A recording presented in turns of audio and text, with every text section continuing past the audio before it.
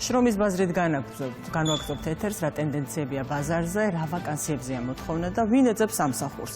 ამ თემებზე და არა მხოლოდ ჩვენ სტუმართან ერთად ვისაუბრებთ. ჩვენი სტუმარია HRG-ის ვებგანყოფილების გაყიდვების დირექტორი ინგა შახბაზიანი. ინგა, მოგესალმებით და მადლობა სტუმრობისთვის. მადლობა თქვენ პირიქით დაინტერესებისთვის ამ თემით. ეს თემა ყოველთვის აქტუალურია და ვცდილობთ ხოლმე რომ ჩვენც გვედოს ხოლმე ამ თემის პულსზე ხელი და ეხლაც მინდა ზოგადი შეფასება გთხოვოთ ინგა. როგორი ტენდენციებია, მაინც ორი თვის დასაწყისში ვიმყოფებით წლის დასაწყისში რა ტრენდები და რა ტენდენციები გამოიკვეთა, ზრდა არის ვაკანსიებით დავიწყოთ, ვაკანსიების მიმართულებით ზრდა გვაქვს თუ კლება? კი ბატონო, ალბათ უმჯობესია ჯერ 2024 წელი შევაჯამოთ, იმიტომ რომ შევადაროთ 2023 წელს ჯერ პირველ რიგში, იმიტომ რომ 2024 წელს ჰქონდა კლება საბოლოო ჯამში მთლიანი წლის ჭრილში 5%-იანი კლებით დასრულდა 2024 წელი, თუმცა ვიტყვი რომ 2024 წლის პირველი ორი კვარტალი იყო საკმაოდ აქტიური და მოლოდინი ჰქონდა რომ წელი იქნებოდა ზოგადად აქტიური, თუმცა ბოლო ორი კვარტალი საკმაოდ სამწუხაროდ იყო პასიური ვაკანსიების ჭრილში, მაგალითად ნოემბერში იყო რეკორდული კლება ვაკანსიების რაოდენობის კუთხით და 22%-ის კლება ჰქონდა წინა წელთან შედარებით, 2023 წელთან შედარებით, თუმცა დეკემბერი იყო მეტაკლება სტაბილური 2-3% იყო სხვაობა თქვა წინა წელთან შედარებით.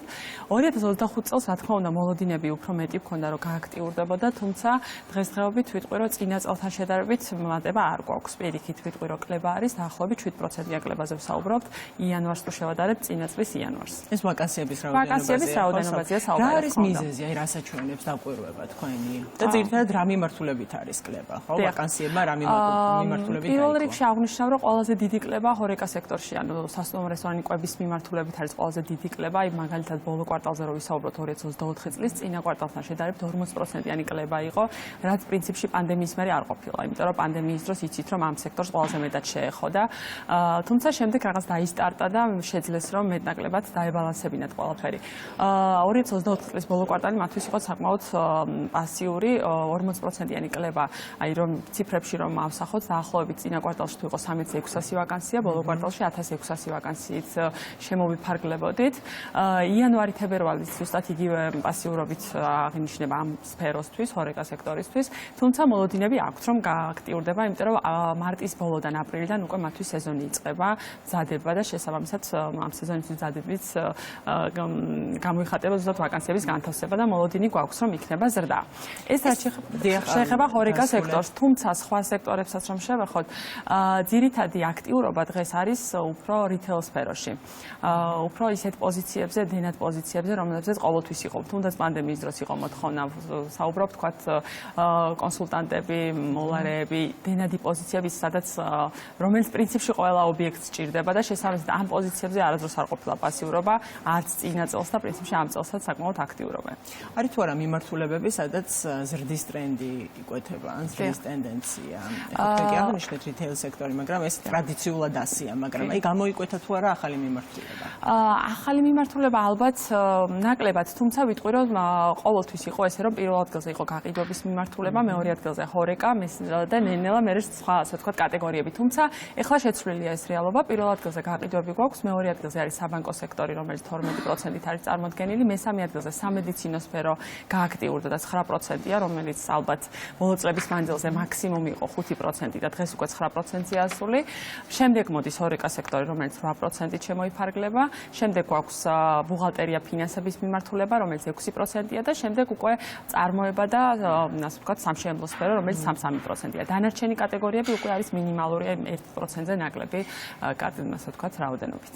აი სანამ გადავინაცვლებთ ახლა დასაქმების მაძიებლების მიმართულებაზე, მინდა დავაზუსტო ერთი საკითხი ინგა თქვენთან.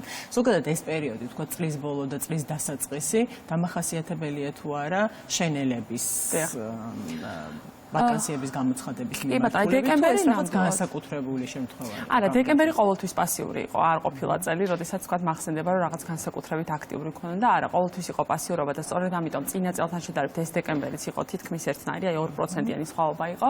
თუმცა იანვრის მეორე ნახევარი თითქმის ყოველ წელს იყო აქტიურობა მეტნაკლებად, იმატებდა ვაკანსიების რაოდენობა.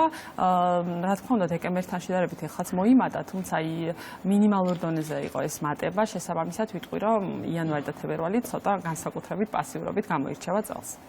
გაჯერებულია თქვენი შეფასებით ბაზარი თუ უბრალოდ ვეღარ პოულობენ შესაბამის კადრებს? არა, როგორ არის იცით, თვითონ დენად პოზიციებზე მე როგორც ვახსენე, როგორც აცხადებდნენ, ისევ აცხადებენ ვაკანსიებს, მოთხოვნა არის, რა თქმა უნდა, ბაზარზე, თუმცა მაინც ბიზნესი თავს იკავებს უფრო ახალ პოზიციების გამოცხადებაზე, უფრო, ასე ვთქვათ, მაღალ პოზიციებზე, რაც იყო ადრე, ეხლა ცოტა გაპასიურებულია ამ მიმართულებით. თვითონ ვაკანსიების ჭრილშიც რომ გადახედოთ საიტს, ნახავთ, რომ ძირითადი ვაკანსიები არის უფრო საშუალო და დაბალ პოზიციებზე.